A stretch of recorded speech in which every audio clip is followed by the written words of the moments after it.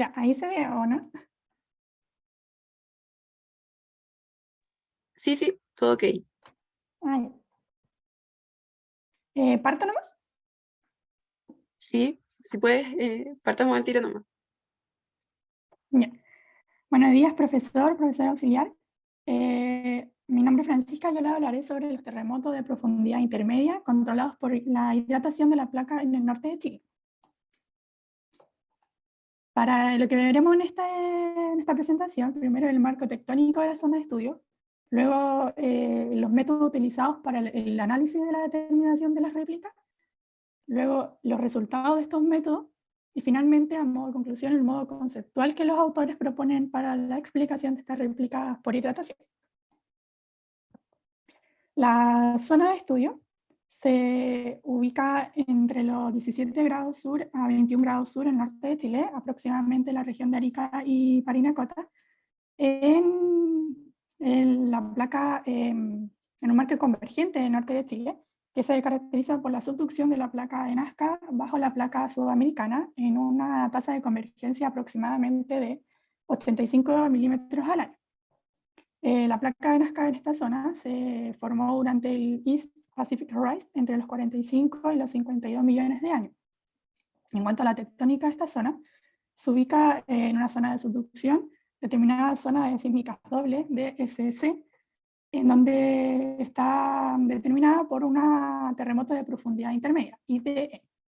Esta zona de DSC está caracterizada por eventos compresivos profundos dentro del manto litosférico oceánico y se divide en dos zonas, en una del plano de sismicidad superior, USP, que ocurre dentro de la corteza oceánica en subducción o en el manto litosférico, y un plano de sismicidad inferior que ocurre en el manto litosférico y en la USP en el manto superior.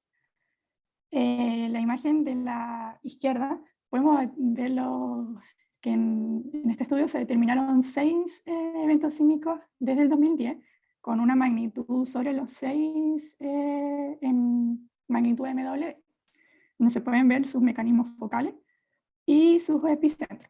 También en la imagen de la derecha podemos ver 6 eventos, o sea, 4 eventos de estos 6 eventos determinados, donde el E1 tiene una profundidad aproximadamente de 17 kilómetros, o sea, 17 kilómetros, y el E6 una profundidad aproximadamente de 41 kilómetros. También podemos ver que asociado a estos mecanismos focales está la réplica en unos círculos más pequeños. Uno de los métodos utilizados para determinar las réplicas en esta asociada a los eventos sísmicos principales fue el método de coincidencia de planillas, que es TM por sus siglas en inglés. Esto se utilizó para determinar las réplicas no reportadas por algunas networks como el Centro Sismológico Nacional, el IPOC y el CAUC, donde este método utilizó una zona de 25 kilómetros alrededor del evento sísmico principal y una ventana de 25 días. También se necesitaban 5 estaciones alrededor de este evento principal. En la imagen podemos ver cómo se utilizó el método para el evento E2, en el cual está determinado en calipso su mecanismo focal y una estrellita es su epicentro. En la imagen de la derecha podemos ver el sismograma asociado, que el calipso es el sismograma, es la onda sísmica asociada al evento principal, y ya las ondas como en gris es el evento, son todas las réplicas que podrían haber ocurrido asociadas a este evento, en donde se hacen coincidir estas dos ondas, determinando si las réplicas son asociadas a este evento sísmico o no.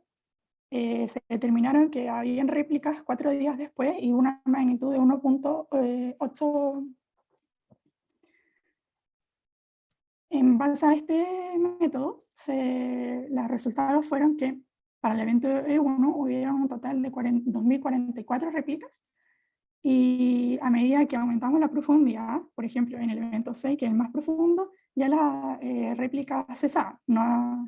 Y también que a medida que aumentábamos la cantidad de días, por ejemplo a los 25 días, las réplicas también iban disminuyendo.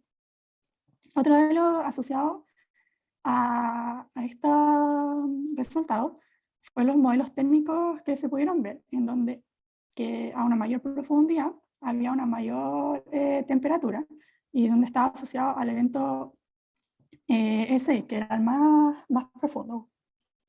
En base a esto se determinó que el número de réplicas iba disminuyendo, era inversamente proporcional a la temperatura, tal que a 400 grados, que era el evento, 400 grados Celsius, que era el evento 1, estaba asociado a una mayor cantidad de réplicas, y en cambio el evento 6, que estaba asociado a 700, 800 grados Celsius, no tenía réplica asociada. También la distancia del slab era fundamental para determinar la cantidad de réplicas asociadas a los eventos, debido a que a una mayor distancia habían menores o nulas réplicas asociadas.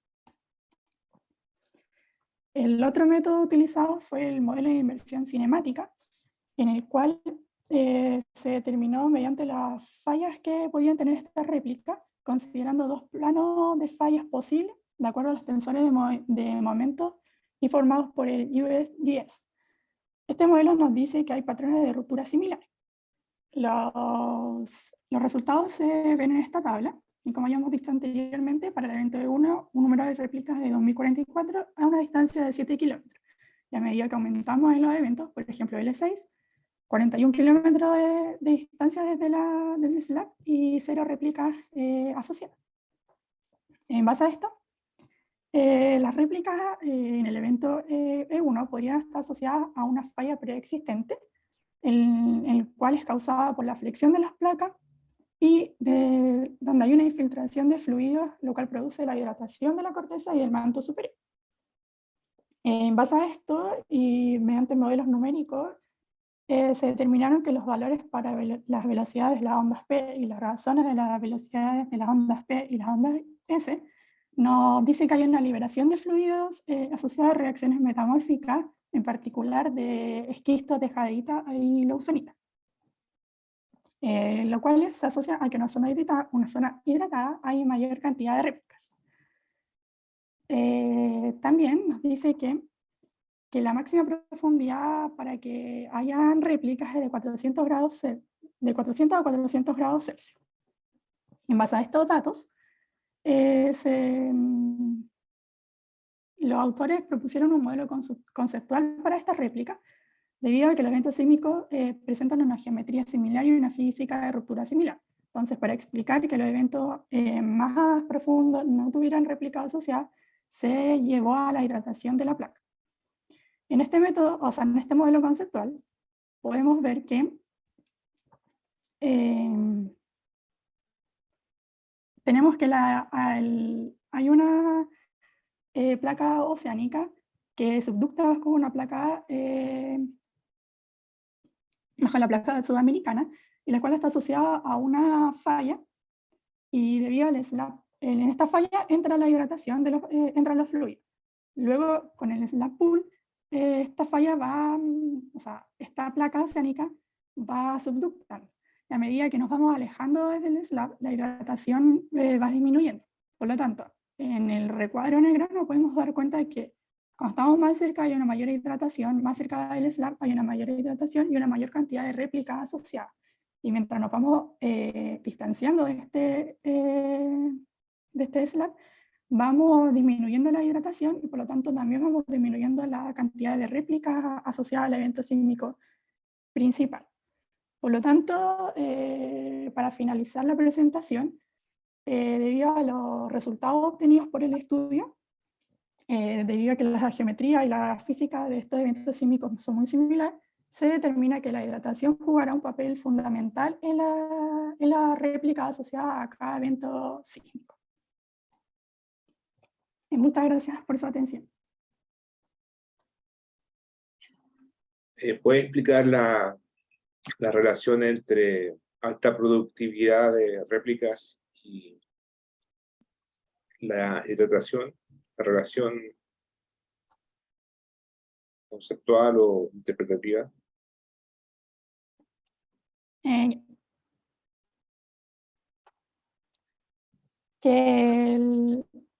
A medida, por ejemplo,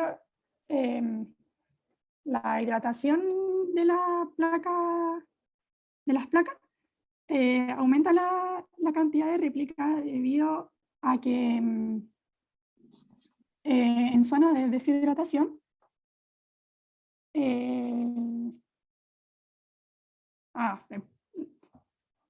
ordenarme. Eh,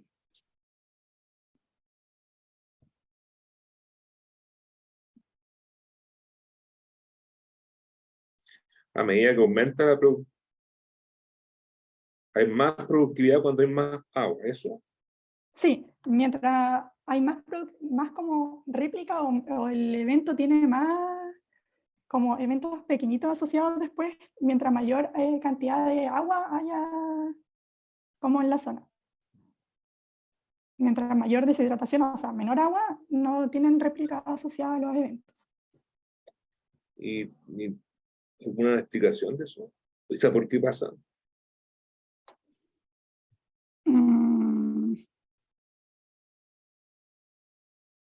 Yo creo que es porque como la placa va a tener mayor fluido, va a poder ser como más móvil y por lo tanto la onda se puede como propagar más que en una placa más seca.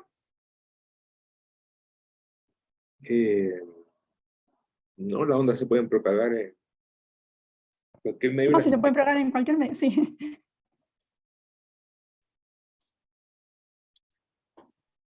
Debe ser porque cuando hay agua, mira, si tú muestras la figura 6 del paper, o la anterior, la de... Ah, no, la pusiste, la de la Pero la busco al tiro. de la Gilles Strenberg. Al tiro la busco.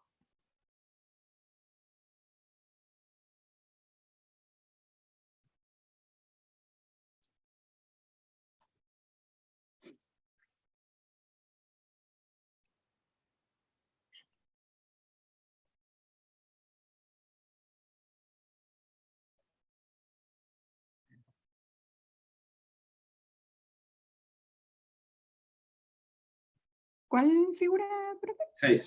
6. Ah, 6. Ya. Eso.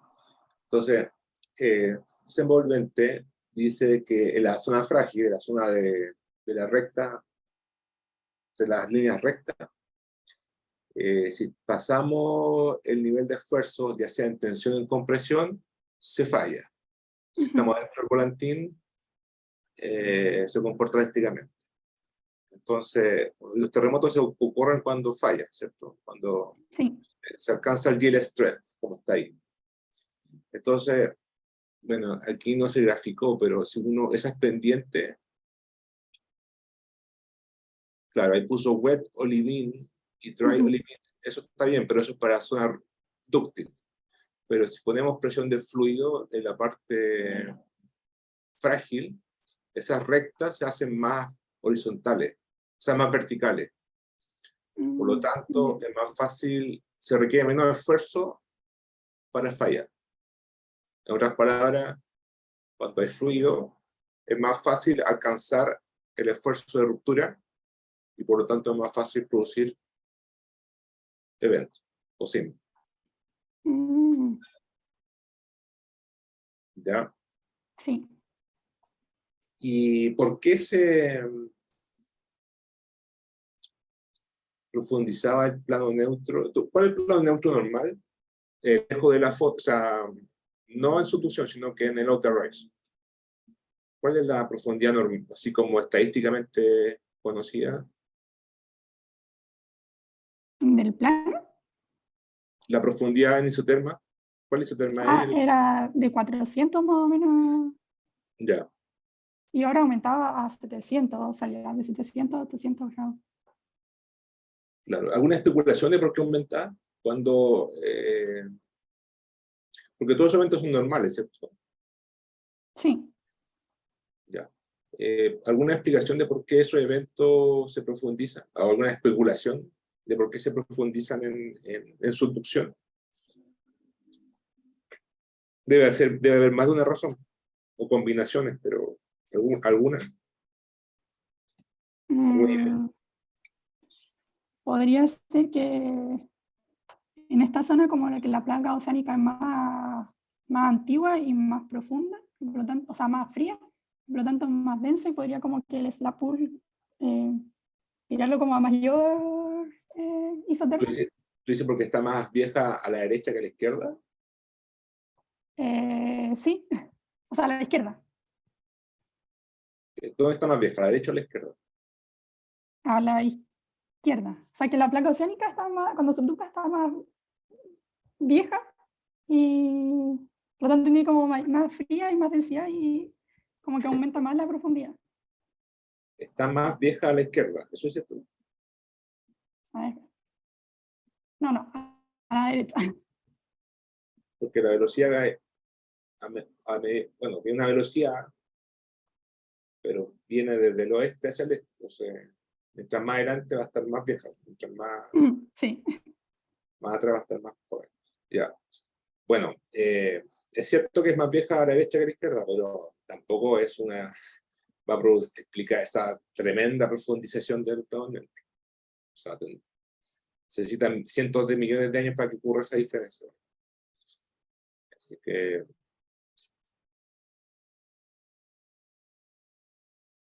Mm, o sea, no es una pregunta fácil, pero quizás en la discusión dijeron algo, ¿no? sabes que la discusión, por lo que yo entendí más o menos, hablaba sobre eso, como que la placa oceánica como que era más vieja o más joven, y también los esfuerzos como de flexión, que había como una mayor tracción de la losa, o sea, como del slab asociada a la placa de Nazca, como que ya subducía. Puede ser que el slab pool es más fuerte ahí Sí. que arriba, podría ser, habría que cuantificarlo. Ujú. Por eso la tensión aumenta, entonces se hace más grande, más espesa. Eso podría ser una diferenciación de slab pool. Otro podría ser el peso de la placa continental, que haría como reformular el estado de esfuerzo, porque ahí está en subducción, y tiene todo un peso de la placa continental arriba, aunque está en equilibrio, pero cambia las condiciones de presión y temperatura. Entonces, también podría ser eso. ¿Se entiende? Sí, Ya. pero profe, ¿Alguna hay pregunta? como duda, ¿cómo sabemos cuál de los dos, o puede ser como todos los mecanismos juntos? ¿Cómo? ¿Pueden ser como todos los mecanismos juntos o tiene que ser como Ah, uno o el otro? o sea, no hay que cuantificar cada uno y cuando se puede cuantificar más encima y compararlo y compararlo. O sea, es como una pregunta, no es como una pregunta, es una pregunta abierta, es un debate, Ah, digamos, ya, hay que ya. investigar. O sea, es como uno puede tener una hipótesis y decir, ya, yo creo que esta es más importante, lo tiene que demostrar. O sea, tiene que Ah, ya. tiene que hacer los Ujú. modelos y cuantificar y comparar con los otros. Así se frontera, digamos. Ya. ¿Alguna pregunta de ustedes? Yo tengo una pregunta. Francisca, Ujú. ¿cómo se relaciona la estructura termal con la ocurrencia de réplicas? ¿Hacen alguna asociación ahí los autores con el modelo? O sea, asocian como que a mayor temperatura haya menor cantidad de réplicas, como en este modelo termal. Entonces, esto que el SI, que como que a mayor profundidad, tiene una mayor temperatura, como 1200. En el paper salía como de 700 a 800 grados Celsius, más o menos, en esa isotermia. Ahí salía que habían menor, casi cero réplicas asociadas. En cambio, en la zona como de 400 grados Celsius o 450, era donde había una mayor cantidad de réplicas asociadas. Por lo tanto, era como inversamente proporcional. ¿Y alguna explicación como para dar cuenta de ese comportamiento? Mm,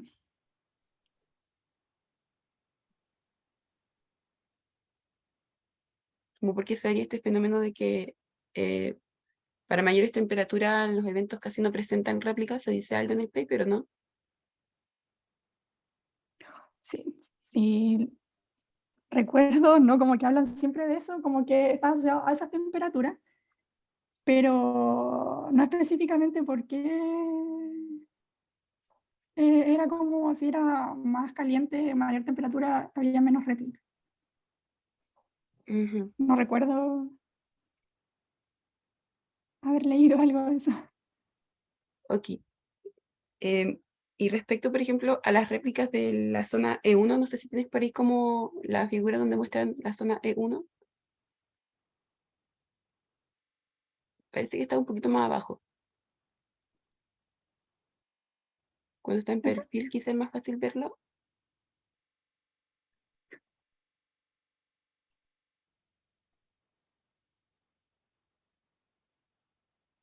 Ahí, ¿o no? Creo que en esa figura de arriba están las zonas en perfil. ¿Esta? ¿Esa? Claro. Entonces, bueno, mencionaste ahí que en la zona E1 pareciera que la sismicidad delinea la traza de alguna falla preexistente, ¿cierto? Ujú, Como las típicas que se dan en esta región que particularmente es el Outer Rise. ujú. ¿Qué proponen los autores respecto al origen de esta como falla preexistente y cuáles serían sus implicancias en el modelo teórico que ellos generan? La falla preexistente que ellos determinan es que es debido a causa por la flexión de la placa, Ajá. como por la infiltración de los fluidos, va a producir como esta inflexión y esta falla. Igual este modelo que muestran acá es como el modelo numérico que como que determina, y para eso como que utilizan los valores como de B, B1, B2. Pero era más como por la flexión de estas placas y ahí van a producir esta zona de, como de falla preexistentes que había en el EU. ¿Y cuál era la otra pregunta? Sí, la otra es como las implicancias que tendría la existencia de esta estructura ahora. Como si te fijas, creo que en la última figura, que es el modelo como conceptual que ellos arman, ahí, por ejemplo, ahí está la zona 1, ¿cierto? Sí, esta. ¿Ellos qué dicen respecto como ya, ok, ocurren estas fallas, pero eh, ¿cuál es como su rol en este modelo? Ah, es que la falla la determinan como una posible como canal para que entre más infiltración de fluido. Como que, y por eso en esta zona hay una mayor cantidad de réplicas. Sí. Por lo tanto, cuando nos vamos como aumentando la profundidad, ya la hidratación va disminuyendo. Y otra pregunta es, ¿estos fluidos pueden infiltrar como infinitamente toda la estructura de la falla? ¿O tienen como algún límite, algo que las controla? Eh, es que los fluidos entran y sale más como que había una hidroalteración después asociada, pero la hidroalteración llega hasta la isoterma de los 400 a los 450 grados Celsius como máximo. ¿Y alguna teoría como que ellos exponen por ahí como de por qué los fluidos no siguen infiltrando? Mm,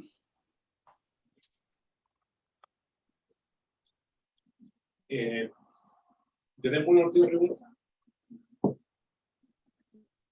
Sí, sí. Eh, ¿Por qué crees tú que son más secas las réplicas que están los eventos, no sé cómo se llaman, los que están, los tres más profundos? Eso. ah, ya. ¿Por qué son secos y los otros son hidratados? Yo creo que porque como vamos aumentando la temperatura, hay mayor deshidratación. Entonces, como los fluidos del agua, ya van a ser menos como hidratados. Eh, Y también en esta zona como quizás las reacciones metamórficas ya no van ocurriendo debido como a que estamos en una zona ya más profunda. Sí, o sea,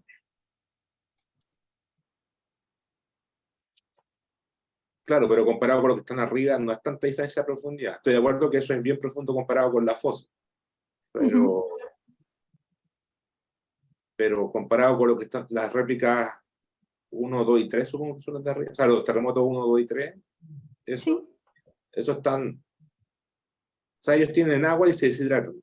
Los de abajo no tienen agua y no se deshidratan, al parecer. Entonces, ¿por qué esa diferencia entre ellos?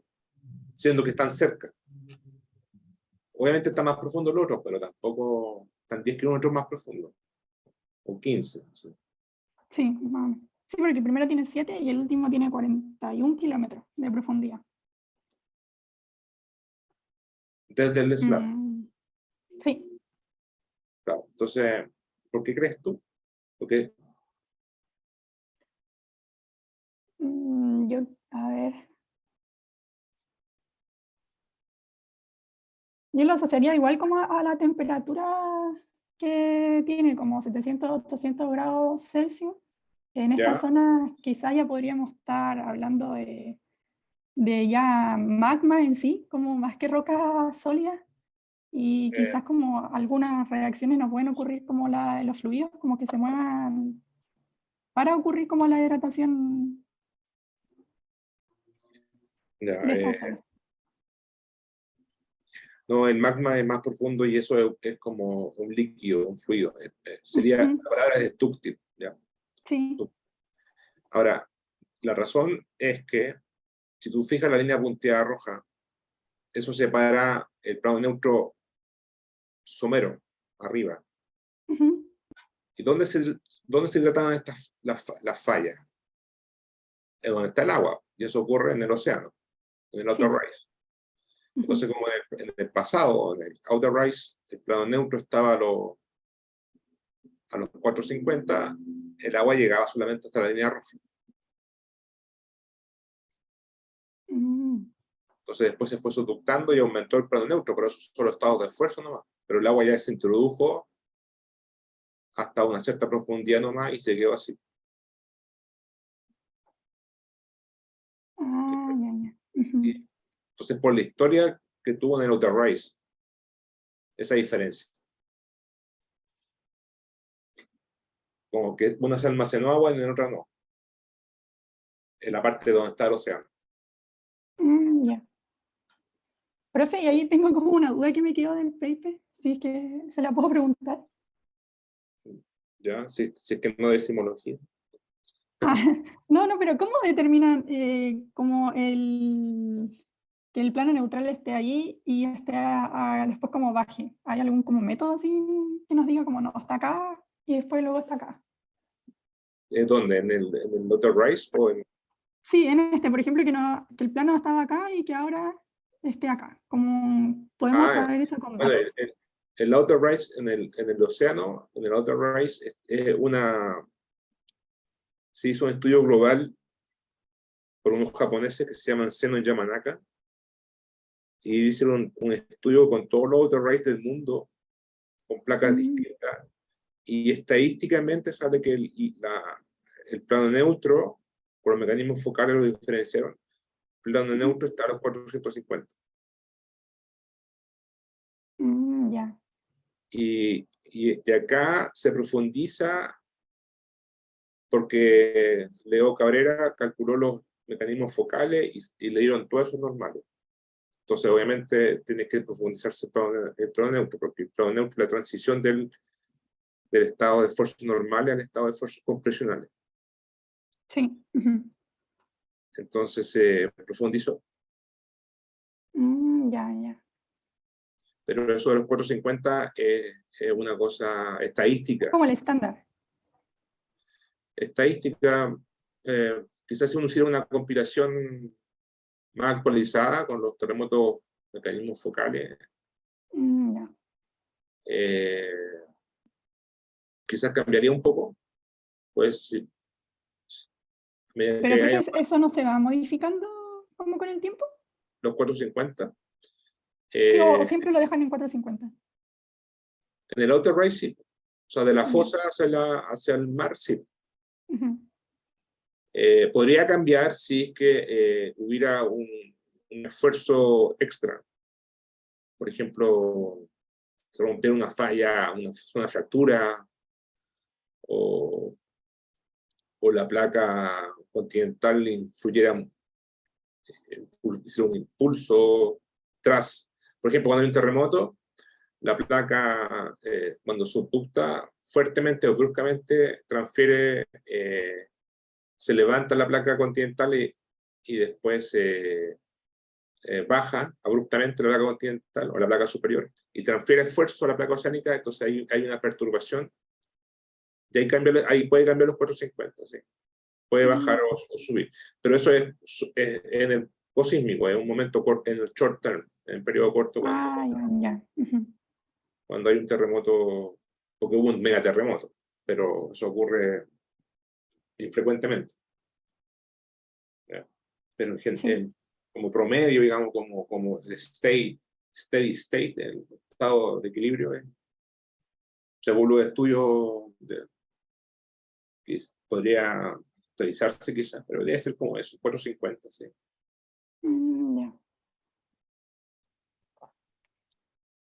Ya. Ya, pasamos a la segunda charla. Sí, muchas gracias, Francisca. Ahora, Daniel, Gracias. si puedes presentar, por favor. Ok.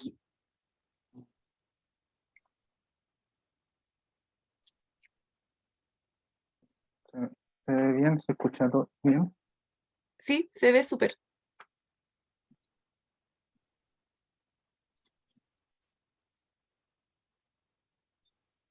Cuando quieras nomás partes. Sí, sí, que estoy viendo para la pestaña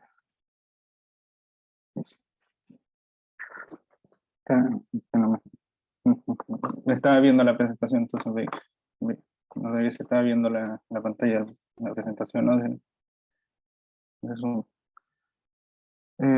Bueno, el paper que escogí para salirnos algo del margen chileno es un estudio sobre el margen ecuatoriano colombiano, que también está sobre el contexto de la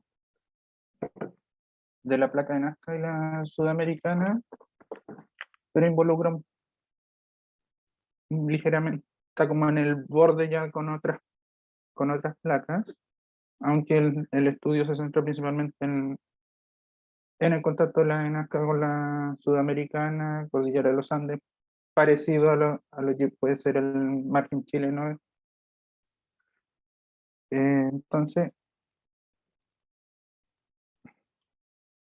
en el estudio se hace una distinción de dos zonas separadas por la dorsal de Carnegie, una ubicada en el norte, donde han ocurrido varios terremotos importantes, siendo el más relevante el ocurrido en 1906, que es parte de los terremotos más importantes registrados en la historia. Y los otros son de magnitudes alrededor de 8. Uno ocurrió en los 40, alrededor de 1940, otro en 1930. Y bueno, volviendo, la otra zona está ubicada hacia el sur de la dorsal con una actividad bastante menor, pero que actividad, presentó, presenta actividad como enjambres eh, en ciertas ocasiones en el contacto de la dorsal misma al momento de subductar, con eventos que se han registrado eventos de magnitudes incluso de hasta 7.1 como uno registrado en 1998.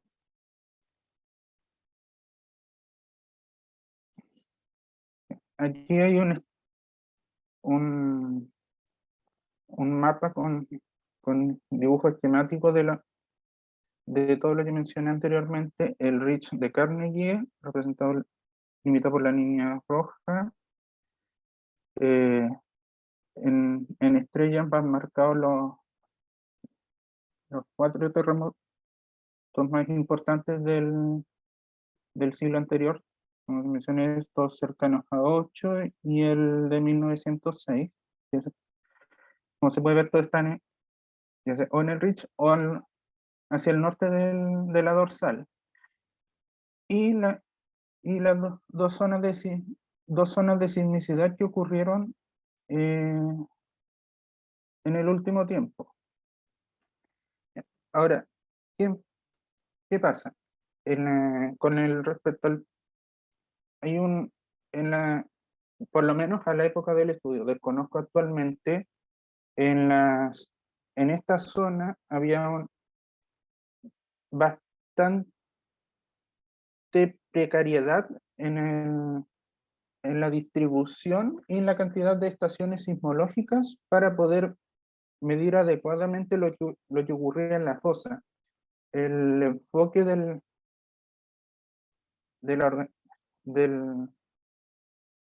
Centro de Medición Sismológica Ecuatoriano estaba en la cordillera para el monitoreo de los vulcanológicos. Por lo tanto, estaban a una distancia que no permitía caracterizar adecuadamente lo que estaba ocurriendo en la fosa.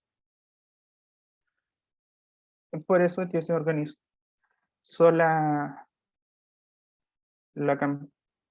una campaña de sísmica activa que duró alrededor de un mes y que combinó instalación de estaciones sismológicas en tierra y la instalación de una red marina y se realizaron disparos en barco para poder caracterizar un poco mejor esa zona. Bueno, como la campaña duró un mes, también se lograron detectar algunos sismos que ocurrieron en ese periodo de tiempo de magnitudes entre 4 y 5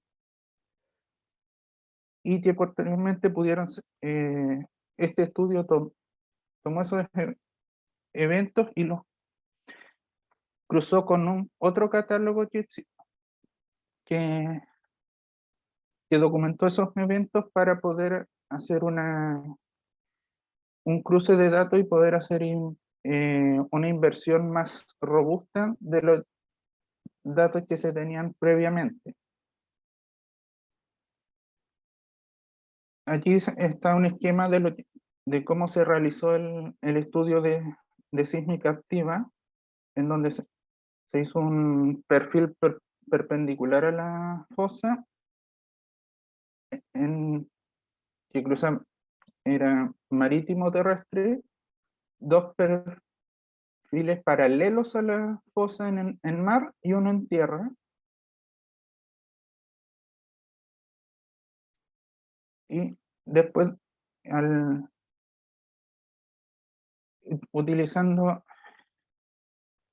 ya después de realizar la inversión, los resultados los resultados que se obtuvieron de la relocalización se pueden ver en esta tabla, en donde para los eventos que se tomaron, se encontró que tanto la latitud como la longitud había una concordancia entre los diferentes catálogos que se utilizaron. Se usó el SISTEUR, que es ¿cómo se denominó esta campaña de sísmica activa? RENSIG, que es el catálogo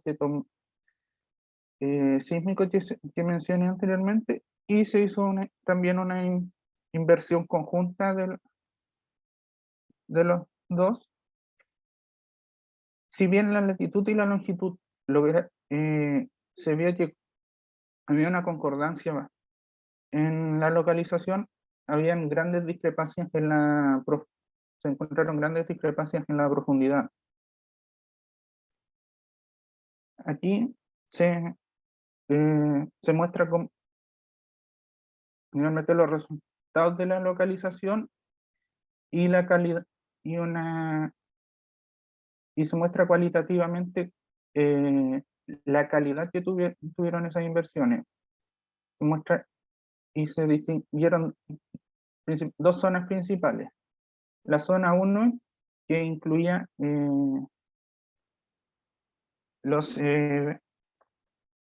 cercanos a donde se realizó se instalaron las estaciones de la campaña, y la zona 2, que ya era una zona más alejada y por lo tanto la cobertura de las estaciones no era no era adecuada para poder realizar una inversión eh, que arrojara unos resultados sólidos.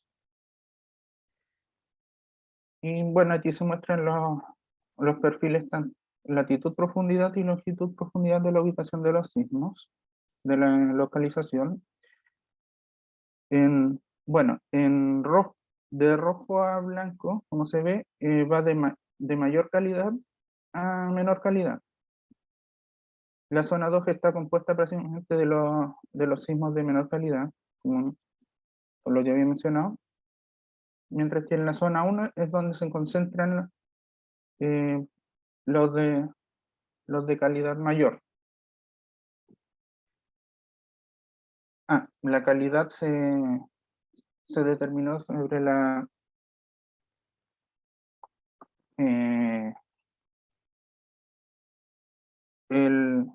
el error conjunto de la localización hipocentral, tanto latitud, longitud como profundidad.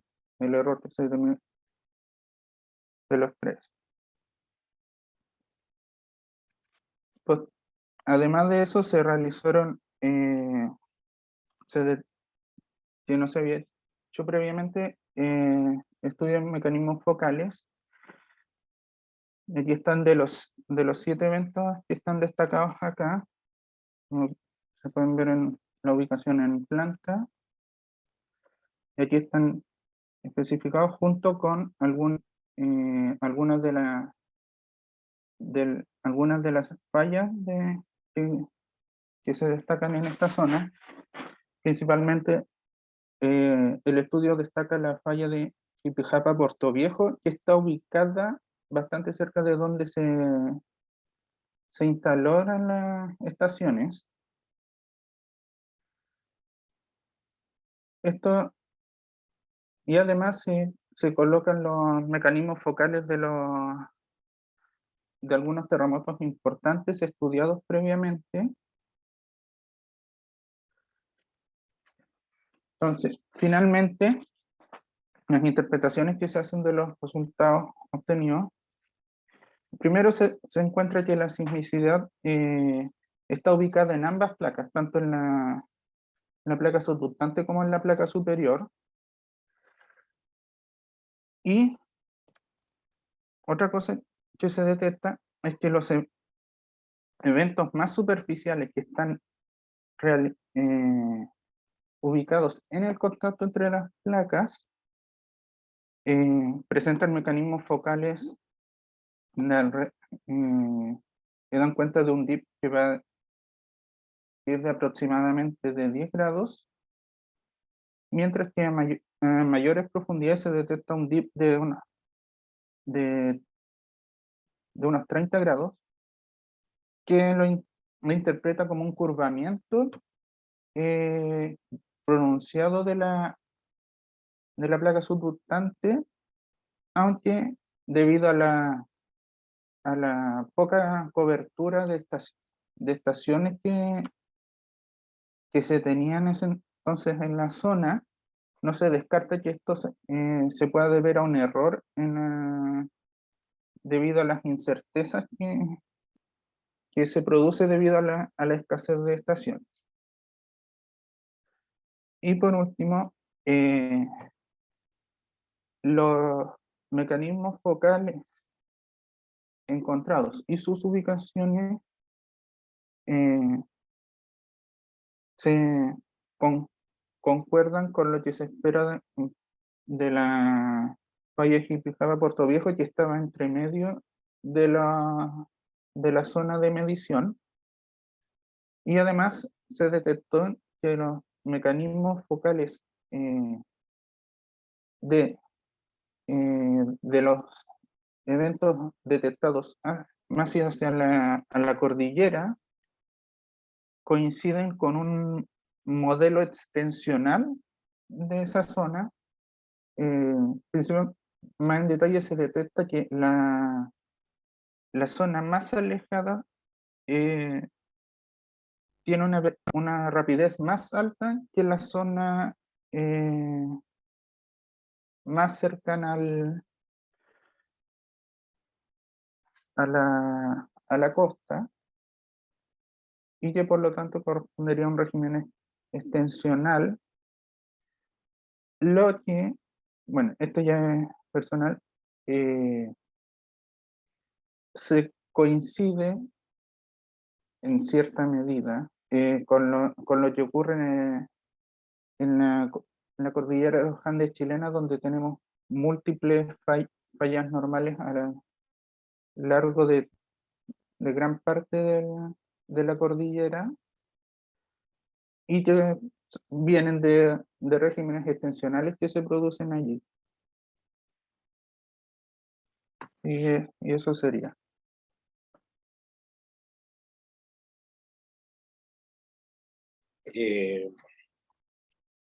Daniel, tú hablaste de sísmica y de sismómetro, pero la sísmica, los modelos de sísmica, ¿lo pueden mostrar de nuevo?